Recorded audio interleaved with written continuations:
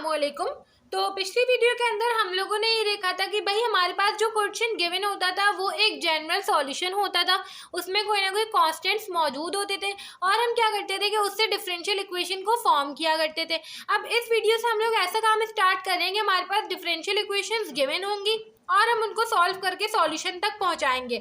हमें कैसे पता चलेगा कि हमारा जो क्वेश्चन है वो सॉल्व हो गया है? सिंपल सी बात है, आपके पास डिफरेंशियल इक्वेशन गिवन होगी, सॉल्यूशन में आपके पास कांस्टेंट्स मौजूद होते हैं, डिफरेंशियल इक्वेशन नहीं होती। ये सारी बातें हम लोगों ने पहली वीडियो के अंदर देखी थी। तो हमारे पास क्या होगा, आंसर के अंदर जब डिफरेंशियल इक्वेशंस खत्म हो जाएंगी आप समझ जाएंगे आपका आंसर आ चुका है। ठीक है, अब जब भी आपके पास first order ordinary differential equation का कोई सवाल गिवन होगा और आपको उसको सॉल्व करना है, first order ordinary differential equation से मुराद ये है कि डाबा वाली टर्म्स नहीं होंगी बल्कि डी वाली टर्म्स होंगी। और फर्स्ट ऑर्डर से मुराद ये है कि आपके पास जो है y को एक दफ़ा डेरिवेटिव लिया गया होगा, दो दफ़ा, तीन दफ़ा, चार दफ़ा नहीं लिया गया होगा। जब पूरी इक्वेशन में सिर्फ ऐसी फर्स्ट ऑर्डर वाली टर्म्स इन्वॉल्व हों तो आप समझ जाएं कि आपने जो सवाल सॉल्व करना है उनमें दो काम करने हैं। पहला काम ये करना है कि आपने अपनी फॉर्म जो है उसको आइडेंटिफाई करना है। आइडेंटिफाई द फॉर्म मतलब कि आपको जो सवाल गिवन है वो डिफरेंशियल इक्वेशन की कौन सी फॉर्म है। दूसरा काम, जब आप फॉर्म आइडेंटिफाई कर लेंगे तो आपने उसका सॉल्यूशन करना है, मतलब कि हर फॉर्म का अलग सॉल्यूशन होता है, हर फॉर्म अलग तरीके से सॉल्व होती है, तो आपको हर फॉर्म का सॉल्यूशन पता होना चाहिए, फिर आप उसके लिहाज से उसको सॉल्व किया करेंगे। अब सबसे पहली फॉर्म हम लोग इस वीडियो से स्टार्ट कर रहे हैं, हर वीडियो के अंदर एक एक करके सारी फॉर्म्स पढ़ते जाएंगे। पहली फॉर्म जो है वो हमारे पास है वेरिएबल सेपरेबल फॉर्म।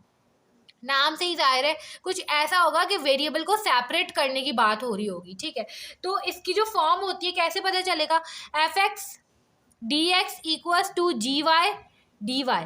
अगर आपका जो सवाल है जो गिवन है आप उसको इस चीज़ में लाने में कामयाब हो गए, इस इक्वेशन में इसके जैसा बनाने में कामयाब हो गए, तो आप समझ जाइएगा कि आपके पास वेरिएबल सेपरेबल फॉर्म गिवन है। अब इस फॉर्म को थोड़ा सा समझ लेते हैं। ये डी एक्स है, ये डी वाई है, ये तो हमें पता है d y over d x मौजूद होगा, हम इसको अलग अलग न्यूमरेटर में ला सकते हैं, डी एक्स को दूसरी साइड पर ले जाएंगे। ठीक है, एफ एक्स क्या है, यहाँ पे एक्स का कोई फंक्शन हुआ करेगा, जी वाई क्या है, यहाँ पे वाई का कोई फंक्शन हुआ करेगा। एक्स के फंक्शन में वाई मौजूद नहीं होना चाहिए, वाई के फंक्शन में एक्स मौजूद नहीं होना चाहिए, मतलब मौजूद हो भी तो ऐसे हो कि आप अलग अलग कर सकें, मतलब वाई वाली चीज़ को आप इधर ला सकें। अगर ऐसा हो कि एक्स का फंक्शन वाई के साथ मिक्स है और अलग नहीं हो रहा तो वो एक्स का फंक्शन नहीं होगा, सिर्फ वो एफ एक्स वाई होगा ना, मिक्स है ना दोनों चीज़ें। ठीक है, अब देखिए वो जो एफ एक्स यहाँ पे फॉर एग्जाम्पल नहीं लिखा हुआ, यहाँ पे वन लिखा हुआ है, तो वन भी एफ एक्स है, कांस्टेंट भी as a function of x treat हो सकता है। ठीक है, या फिर अगर मैं कहूँ या ए एक्स लिखा हुआ है तो ए एक्स भी एज ए जो है वो एज अ कांस्टेंट ट्रीट हो जाएगा, ए कोई अलग फंक्शन नहीं है। मैं सिर्फ और सिर्फ वाई और एक्स की बात कर रही हूँ, ऐसा नहीं हो कि यहाँ पे एक्स और वाई दोनों मिक्स है, यहाँ पे एक्स वाई दोनों मिक्स हैं और आप कह रहे हैं कि भाई ये वेरिएबल सेपरेबल है, ऐसा नहीं हो सकता। ये फॉर्म है, अभी जैसे जैसे सवाल करेंगे थोड़ा आपको सही से समझ में आएगा। आपने एक दफ़ा फॉर्म आइडेंटिफाई कर ली, आपको दूसरा काम क्या करना होता है, सॉल्यूशन करना होता है। वेरिएबल सेपरेबल फॉर्म जो है उसका सॉल्यूशन किस तरीके से होता है, दोनों साइड को इंटीग्रेट करते हैं, बस कुछ नहीं, दोनों साइड पे इंटीग्रेशन लगा ले, आंसर आएगा, वो आपकी डिफरेंशियल इक्वेशन सॉल्व हो जाएगी, सिंपल। ठीक है, नाम हमारे पास था वेरिएबल सेपरेबल फॉर्म और फॉर्म से भी हमें पता चल रहा है कि वेरिएबल सेपरेट है, मतलब डी एक्स के साथ सिर्फ एक्स की फंक्शन है, डी वाई के साथ सिर्फ वाई का फंक्शन है। ठीक है, अब मैं यहाँ पे क्वेश्चन लिखती हूँ और देखती हूँ कि भाई कैसी होती है variable separable form. For example मैंने यहाँ पे क्वेश्चन लिखा d y by d x equals to x cube over y square. अब आपके पास पेपर में ही सवाल आ गया, आपको नहीं पता कि भाई ये क्या होता है क्या नहीं होता, आपको बस इतना पता है कि हाँ यार ऑर्डिनरी डिफरेंशियल इक्वेशन है, मतलब डी इन्वॉल्व है और फर्स्ट ऑर्डर है, मतलब कि एक दफ़ा डिफरेंशिएट लिया गया है और पूरी इक्वेशन में कहीं दो दफ़ा तीन दफ़ा ऐसी कोई चीज़ मौजूद नहीं है। तो आपको पता है मुझे दो काम करने होते हैं, सबसे पहले फॉर्म को आइडेंटिफाई करना होता है, दूसरा काम सॉल्यूशन करना होता है। आइडेंटिफिकेशन के लिए सबसे पहले जो आप चेक किया करेंगे वो वेरिएबल सेपरेबल फॉर्म हुआ करेगी। ठीक है, वेरिएबल सेपरेबल फॉर्म के लिए मुझे पता है कि डी एक्स और डी वाई, फॉर्म में यहाँ पे लिख देती हूँ f x D x equals to ji Y D y, ये आपके पास फॉर्म है। ठीक है, इंटीग्रेशन सिर्फ सॉल्यूशन है, ये फॉर्म है असल। तो इस फॉर्म में आप इस सवाल को बनाने की कोशिश करेंगे, कर लेते हैं भाई। डी एक्स और डी वाई दोनों न्यूमरेटर्स में मौजूद है, तो मैं डी वाई तो न्यूमरेटर में, डी एक्स नहीं है तो मैं डी एक्स को उधर ले जाती हूँ, तो सिंपल है क्रॉस मल्टीप्लाई करा देती हूँ। डी वाई के पास आ जाएगा वाई स्क्वायर और डी एक्स जो है वो एक्स क्यूब के पास चला जाएगा। गौर से देख के बताएं क्या ये चीज़ ये बन चुकी है, बिल्कुल बन चुकी है।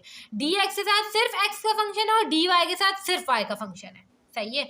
बेशक आप बोले भाई dx दूसरी साइड लिखा हुआ है तो इससे कोई फर्क नहीं पड़ता, ठीक है।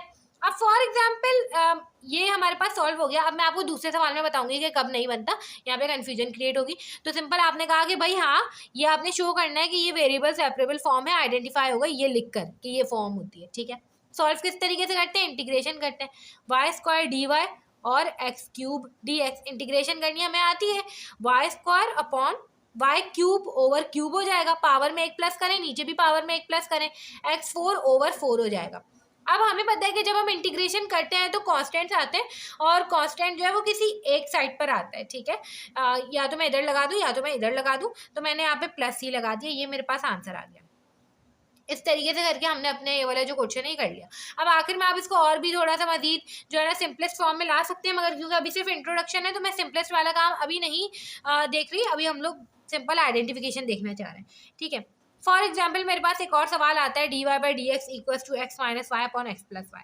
अभी आपको कुछ नहीं पता, पेपर में सवाल आ गया, आपको बस इतनी बात पता है कि जब भी आपके पास first order ordinary differential equation का सवाल गिवन है, मतलब कोई हायर ऑर्डर टर्म मौजूद नहीं है सवाल में, तो आपने पहले पहचानना है कि ये कौन सी फॉर्म है। आप पहचानेंगे कैसे, वेरिएबल सेपरेबल फॉर्म से शुरू किया आपने, आपको वेरिएबल सेपरेबल फॉर्म पता है कि इस तरीके की होती है, ठीक है। आपने कहा यार d y by d x लिखा हुआ है, काम करूं कि भाई इसको क्रॉस मल्टीप्लाई करा के डी एक्स को भी न्यूमरेटर में लेकर जाऊं, तो डी वाई के पास आ जाएगा एक्स प्लस वाई और डी एक्स यहाँ पे हो जाएगा x minus y d x. गौर से देखें क्या ये फॉर्म बन चुकी है या नहीं, नहीं बनी है। क्यों नहीं बनी है भाई, डी वाई के साथ जो फंक्शन है उसमें सिर्फ वाई होना चाहिए था, यहाँ पे एक्स भी है। dx के साथ जो फंक्शन है उसमें सिर्फ x होना चाहिए था, यहाँ पे y भी है। आपने कहा यार कोई मसला नहीं है, अलग अलग कर लेते, तो अलग अलग करने की कोशिश करें। ये हो जाएगा x dy प्लस का y dy equal to x dx minus का y dx। आप इसको अलग कर ही नहीं सकते। क्यों नहीं कर सकते, y dy हो गया, x dx हो गया, ये दोनों टर्म्स बिल्कुल ठीक है, मगर ये दोनों टर्म देखें ये ठीक नहीं है। डी वाई के साथ एक्स है, डी एक्स के साथ वाई, आप इसको कैसे खत्म करेंगे। अगर ये यहाँ से खत्म हो सकती होती तो ये बिल्कुल वेरिएबल सेपरेबल फॉर्म होती, ये दोनों टर्म्स अगर यहाँ से खत्म हो जाती, मगर खत्म नहीं हो सकती, तो आप कहेंगे कि भाई ये वेरिएबल सेपरेबल फॉर्म नहीं है। तो फिर कौन सी फॉर्म है, अगली वीडियोस में जो फॉर्म्स पढ़ होंगे तो आपको पता चल जाएगा कौन सी फॉर्म है, ठीक है। तो इस तरीके से करके हम लोग देखते हैं। अब हम और क्वेश्चन देख लेते हैं इसके। अब देखिए हम लोग वेरिएबल सेपरेबल के क्वेश्चंस जो है उनको स्टार्ट करेंगे, सिंपल क्वेश्चन से लेके डिफिकल्ट क्वेश्चंस की तरफ जाएंगे। D y by d x equal to y लिखा हुआ है, बहुत ही आसान है वैसे तो, मगर आपके पास पेपर में आ जाता है, आपको नहीं पता क्या करना है। आपने देखा first order ordinary differential equation given है, हमारे पास जो यहाँ पे कोई पार्शियल डेरिवेटिव नहीं दिख रहा, हायर ऑर्डर नहीं दिख रहा, तो सिंपल आपको पता है दो काम करने होते हैं। सबसे पहले फॉर्म आइडेंटिफाई करते हैं, फिर हम लोग उसका सॉल्यूशन करते हैं। फॉर्म आइडेंटिफाई करने के लिए आपने अभी तक एक ही फॉर्म पढ़ी है जो कि वेरिएबल सेपरेबल फॉर्म है, जो कि है f x D x equal to ji Y D y, ठीक है। अब आपको पता है कि भाई डी एक्स भी आपके पास किस में होना चाहिए, न्यूमरेटर में होना चाहिए, तो d y equal to y d x. आपने कहा नहीं यार ये वेरिएबल नहीं है, वेरिएबल सेपरेबल नहीं है। ये वेरिएबल सेपरेबल है, कैसे है भाई, देखिए डी वाई के साथ सिर्फ वाई का फंक्शन होना चाहिए, डी एक्स के साथ सिर्फ एक्स का फंक्शन होना चाहिए, ठीक है। या फिर इसकी जगह और इसकी जगह कोई कॉन्स्टेंट भी मौजूद हो सकता है। आप ये तो देखें कि आप इसको अरेंज करके अलग कर सकते हैं या नहीं कर सकते, ये अलग हो सकता है। डी वाई के पास आप वाई को ले जाए, यहाँ पे वाई मल्टीप्लाई हो रहा है, वहां जाके डिवाइड हो जाएगा, यहाँ पे डी एक्स हो गया। डी एक्स के साथ एक्स का फंक्शन 1 मौजूद है, मतलब कि कांस्टेंट भी ट्रीट हो सकता है एक्स फंक्शन, और यहाँ पे डी वाई के साथ सिर्फ वाई का फंक्शन मौजूद है, कोई और वेरिएबल तो नहीं है ना यहाँ पे। तो सिंपल आपको पता चल जाएगा कि ये आपके पास वेरिएबल सेपरेबल फॉर्म बन चुकी है, ठीक है। देखें डी वाई और यहाँ पे 1 ओवर वाई, यहाँ पे हो जाएगा 1 और डी एक्स, दोनों एक ही बात है ना। तो ये पूरा हमारे पास y का फंक्शन है, g Y D y f x D x बन चुकी वेरिएबल सेपरेबल। आपने एक दफा आइडेंटिफाई कर लिया, आपने इसको सॉल्व करना है। सॉल्व कैसे करेंगे, दोनों साइड पे इंटीग्रेशन अप्लाई करेंगे। इंटीग्रेशन जैसे ही हम लोग करेंगे, आपकी मर्जी आप अगले स्टेप पे कर लें या यहीं पे कर लें, तो इंटीग्रेशन आपको आनी चाहिए। डिफरेंशियल इक्वेशंस के कोर्स के लिए आपको इंटीग्रेशन मस्ट है आना, ठीक है। ये कैसे होगा भाई, डिनोमिनेटर में अगर आपके पास कोई ऐसा फंक्शन हो जिसका डेरिवेटिव ऊपर मौजूद है, तो वो फंक्शन आप लोग ln के साथ लिख सकते हैं, तो ये सिंपल हो जाएगा ln y, ठीक है। और यहाँ पे हो जाएगा हमारे पास सिर्फ x, dx से इंटीग्रेशन ले रहे हैं आप लोग, ठीक है, तो x हो जाएगा प्लस c। मैं यहाँ पे एक साइड पे लगा सकती हूँ, तो मैं यहाँ पे प्लस c इधर लगा रही हूँ, ln वाली टर्म के साथ नहीं लगा रही। वजह ये है कि आपके पास जब आंसर आ जाते तो आपकी जो बुक होती है ना उसमें आंसर इस फॉर्म में नहीं लिखे हुए होते, वो लोग क्या करते हैं कि आंसर्स को मोस्ट सिंपलेस्ट फॉर्म में सिंप्लीफाई करते हैं। सिंपलेस्ट फॉर्म कैसे? आपके पास ln नहीं होना चाहिए टर्म्स के अंदर, आपके पास e नहीं होना चाहिए, स्क्वायर रूट नहीं होने चाहिए, इस तरीके की चीज़ें नहीं होनी चाहिए। तो आपने यहाँ से ln हमेशा ख़त्म करना होगा जब भी आपके पास ln में आंसर आएगा, या e हुआ करेगा आंसर में, या कुछ इस तरीके से। अब आप e अप्लाई करेंगे, यहाँ पे ln खत्म करेंगे, और e होता तो आप ln अप्लाई करके जो है आप करते, ठीक है। अब जैसे हम लोग e अप्लाई करेंगे तो e और ये पावर में आ जाएगा, और e की पावर में ये आ जाएगा x प्लस सी, मतलब अगर मैं दूसरे स्टेप में लिखूँ e ln y e x plus C, ये ऐसे हो गया। अब कोई ऐसा ना हो आप एक ln खत्म करने के चक्कर में एक e आ गया तो ये एक्सेप्टेबल है, ऐसा नहीं है फिर आप इस e को भी खत्म करें, तो ये सिंपलेस्ट हो जाएगी, ठीक है। e से ln आपस में कैंसिल हो गया, y equals to e x plus C हो गया। इसको भी मजीद सिंप्लीफाई करेंगे, कैसे? आपको पता है कि ई एक्स इंटू ई सी ई एक्स प्लस सी के बराबर हो जाएगा। कैसे? ई को आप वापस से मल्टीप्लाई करें, base same power add, x plus C, वापस वही चीज़ बन गई ना। तो मैंने क्या किया, सिंपल इसको ब्रेक कर दिया ई एक्स इंटू ई सी में। मुझे यहाँ पे ये दिख रहा है एक्स और वाई तो फंक्शन है, मगर सी कोई फंक्शन नहीं है। सी तो मैंने एज अ कॉन्स्टेंट यहाँ पे लगाया था ना, है ना, प्लस सी एक्स प्लस सी में। तो सिंपल क्या होगा कि ई सी कोई कांस्टेंट है, उसका मैं एक्सपोनेंशियल निकालूंगी, वो भी एक कांस्टेंट नंबर आएगा, तो मैं ई सी को एक न्यू कांस्टेंट का नाम दे सकती हूँ जो कि के हो गया। तो y equals to e x into k, या फिर मैं इसको ऐसे भी लिख सकती हूँ y इक्वल्स टू के ई एक्स। ये मेरे पास आंसर आ गया, सिंपलेस्ट तरीका आंसर है ये, ठीक है। तो इस तरीके से करके हमने अपना ये वाला जो क्वेश्चन है इसको सॉल्व कर लिया है। अब हम मजीद जो मुश्किल क्वेश्चन हैं वो भी देख लेते हैं। अब देखिए हमारे पास ये क्वेश्चन मौजूद है। सिंपल मेरे पास जब ये क्वेश्चन आ गया तो y डैश मतलब y का एक दफ़ा डेरिवेटिव लिया गया है, dy बाई डी एक्स हो जाएगा 1 plus x plus y square plus x y square.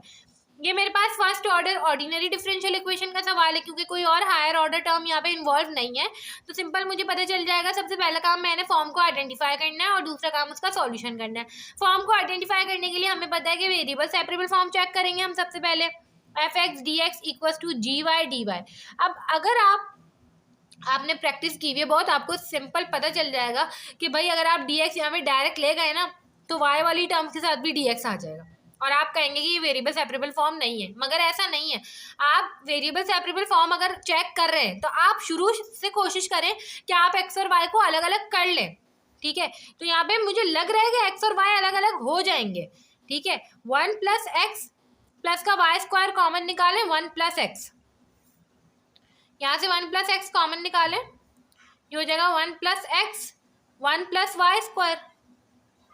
दोनों में से 1 प्लस एक्स वाला ब्रैकेट कॉमन आ गया, यहाँ पे 1 बचा, यहाँ पे वाई स्क्वायर बचा। अब देखिए दोनों चीज़ें अलग अलग हो गई। अगर मैं पहले ही डी एक्स उधर ले जाती कभी वेरिएबल सेपरेबल फॉर्म ना बना पाती, मुश्किल हो जाती मेरे लिए, ठीक है। तो कंफ्यूजन क्रिएट होती है, इसलिए आपको पहले ही अलग अलग करने की कोशिश करनी है। अब मैं क्या करूँगी, सिंपल डी वाई के पास सिर्फ वाई का फंक्शन होना चाहिए, तो 1 प्लस वाई स्क्वायर को मैं यहाँ पे ले आई, और हमारे पास डी एक्स जो है उधर चला जाएगा, तो वो 1 प्लस एक्स के साथ आ गया। अब बताएं क्या ये वेरिएबल सेपरेबल फॉर्म बन गई या नहीं बनी? बिल्कुल बन गई। डी वाई के साथ सिर्फ वाई का फंक्शन मौजूद है, डी एक्स के साथ सिर्फ एक्स का फंक्शन मौजूद है। अगर यहाँ पे वाई प्लस एक्स होता तो मैं ये ना कहती, ठीक है, कि ये वेरिएबल सेपरेबल है। यहाँ पे कोई कांस्टेंट हो सकता है, यहाँ पे ए भी हो सकता है, बी भी हो सकता है, सी भी हो सकता है, ठीक है। अब सिंपल ये हमारे पास इस तरीके से बन गया। आपने सॉल्व कैसे करना होता है, इंटीग्रेशन अप्लाई करनी होती है दोनों साइड पे। 1 प्लस का वाई स्क्वायर इंटीग्रेशन आपको आनी चाहिए डी एक्स। अब इसकी इंटीग्रेशन देखें तो ये हमारे पास एक फॉर्मूला होता है इंटीग्रेशन में, 1/1 plus x square D x बराबर होता है tan इनवर्स एक्स के। तो फॉर्मूले से आपके पास सिंपल हो जाती हैं चीज़ें।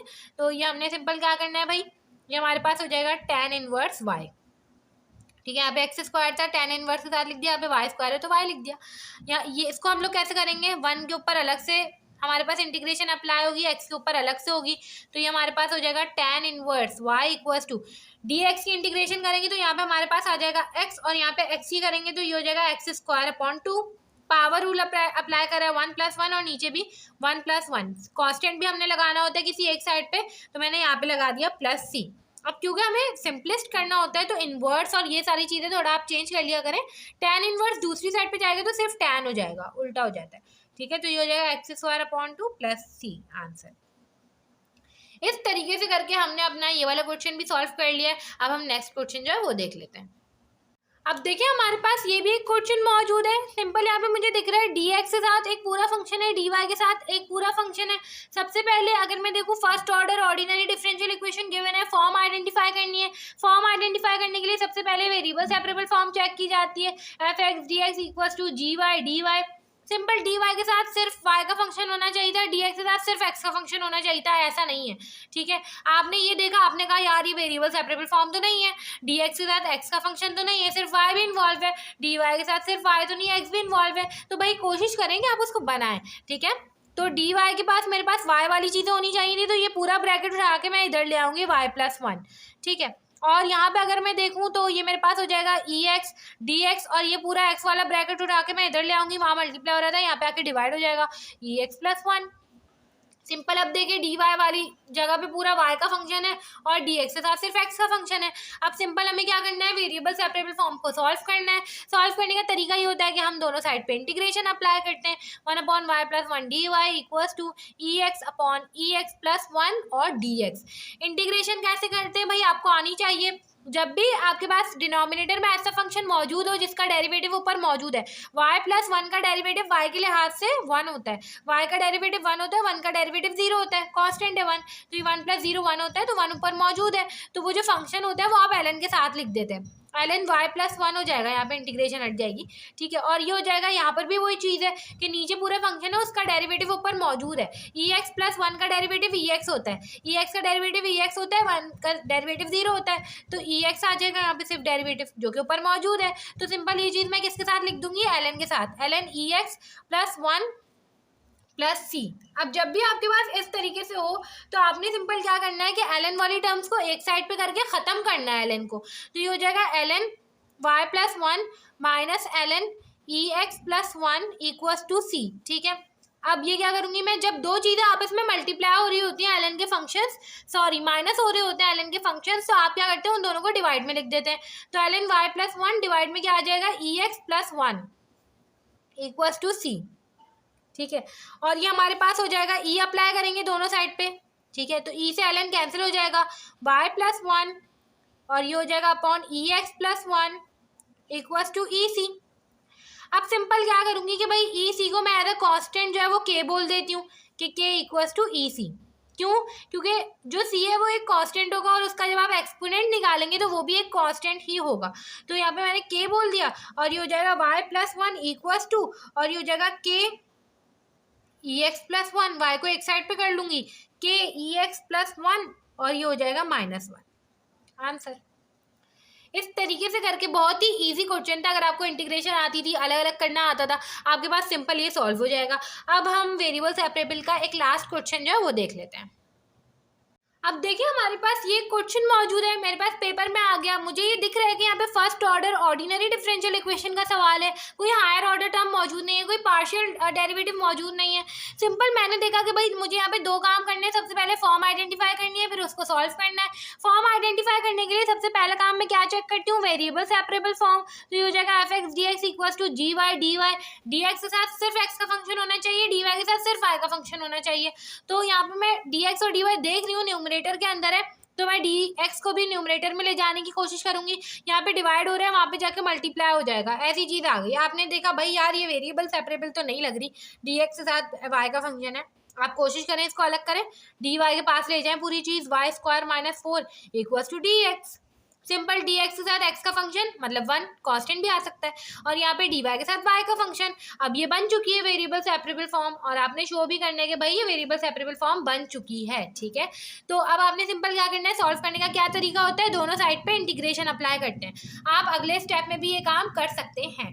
ठीक है, इसकी इंटीग्रेशन तो बहुत ही आसान है, इसकी इंटीग्रेशन हो जाएगी सिर्फ एक्स और आगे प्लस सी भी लगा दूंगी। ठीक है, ये वाली इंटीग्रेशन अगर देखें तो आपको ये बात पता होनी चाहिए, डिनोमिनेटर है इसका, ऊपर मुझे कोई डेरिवेटिव भी नहीं दिख रहा। ठीक है, नीचे आपने चेक करना है कि यार ये कहीं कोई फैक्टर्स तो नहीं बन रहे ब्रैकेट में, तो ये हो जाएगा डी वाई ओवर, इसको आप अलग अलग करने की कोशिश करें, ए स्क्वायर माइनस बी स्क्वायर का फॉर्मूला खुल रहा है यहाँ पे, वाई माइनस 2 वाई प्लस 2। ठीक है, अब ये मुझे दिख रहा है कि ये लीनियर फैक्टर्स मौजूद है यहाँ पे। जब आपके पास ऐसे 2-3 ब्रैकेट्स आ जाए तो आपको चेक करना होता है पार्शियल फ्रैक्शन। ठीक है, पार्शियल फ्रैक्शन के मेथड से आप लोग सॉल्व करते हैं किस तरीके से, नीचे मुझे दिख रहे हैं लीनियर और डिफरेंट फैक्टर्स हैं। लीनियर से मुराद ये कि इनके जो टर्म है उस पर स्क्वायर वगैरह कुछ नहीं लगा हुआ, और डिफरेंट मतलब दोनों ब्रैकेट्स डिफरेंट है, y-2 नहीं है बल्कि डिफरेंट है, ठीक है। तो सिंपल क्या होगा कि यहाँ पे मैं अननोन फैक्टर सपोज क्या करूंगी, कैसे, ये जो पूरी चीज़ है ना ये बराबर हो जाएगी किसके, नीचे आपने वो फैक्टर्स लिखने हैं y-2 y+2, ठीक है, और ऊपर अननोन जो वेरिएबल्स हैं उनको सपोज करना है। यहाँ पे मैंने a सपोज कर लिया, इधर b सपोज कर लिया। ऐसी सपोजिशन होती है लीनियर और डिफरेंट फैक्टर्स के लिए। यहाँ पे अगर क्वाड्रेटिक होता है तो यहाँ पे सपोज करने का तरीका अलग होता है, ठीक है। तो सारे आपको पार्शियल फ्रैक्शन जो है वो आने चाहिए इंटीग्रेशन के लिए, सिंपल, ठीक है। तो यहाँ पे डी वाई जो है वो मैं एज इट इज लिख देती हूँ जो लिखा हुआ है। मतलब कि इस चीज़ से मैंने ये कंक्लूजन निकाला कि मेरे पास 1/y-2 y+2 बराबर है a/y-2 प्लस b/y+2 के, है ना। डी वाई को आप आगे लिख दें, यहाँ पे 1 है ना, तो ये पूरी चीज़ बराबर है इस पूरी चीज़ के, ठीक है। तो अब सिंपल हमें यहाँ से ए और बी की वैल्यूज निकालनी है, यहाँ पे पुट करूंगी और असल में ये चीज़ सॉल्व करनी है। तो होगा कैसे भाई, ये हमारे पास हो जाएगा 1/y-2 y+2, और ये हो जाएगा, यहाँ पे एलसीएम ले लें, y-2 y+2, यहाँ पे a से मल्टीप्लाई हो जाएगा y+2 और यहाँ पे b से हो जाएगा y-2, ठीक है। ये दोनों आपस में कैंसिल हो जाएंगे, 1 = a y+2 प्लस का b y-2। अब सिंपल आपने क्या करना है, यहाँ से अगर मैं देखूँ तो y-2 = 0 और y+2 = 0, y की दो वैल्यूज निकल के आ जाएंगी, इधर से y = 2 और इधर से हो जाएगा y = -2, ठीक है। तो यहाँ पे एक दफ़ा y = 2 पुट करूँगी जब मैं, तो मेरे पास हो जाएगा a = y 2 + 2 और ये हो जाएगा b 2 - 2, y = 2 वाली वैल्यू पुट करी है मैंने, तो ये पूरी चीज़ तो 0 हो जाएगी, तो a की वैल्यू निकल के आ जाएगी 1/4। इसी तरीके से जब मैं -2 पुट करूँगी y = -2, तो ये हमारे पास हो जाएगा a 1 = a -2 + 2 और ये हो जाएगा प्लस का b -2 - 2, ये वाली चीज़ तो पूरी कैंसिल हो जाएगी, 1/-4 आंसर आ जाएगा b का। आपने सिंपल ये जो वैल्यूज़ है वो यहाँ पे पुट करनी है, तो सिंपल हमारे पास हो जाएगा 1/4/y-2 प्लस यहाँ पे हो जाएगा -1/4/y+2, dy दोनों के साथ अलग अलग अप्लाई होगा, ठीक है। अब देखिए इसको सॉल्व कैसे करेंगे हम, कॉन्स्टेंट्स जो है वो बाहर निकाल लें, 1/4 मैंने बाहर निकाल लिया और ये हो जाएगा 1/y-2 dy और ये हो जाएगा -1/2 मैंने बाहर निकाल लिया और ये हो जाएगा 1/y+2 dy।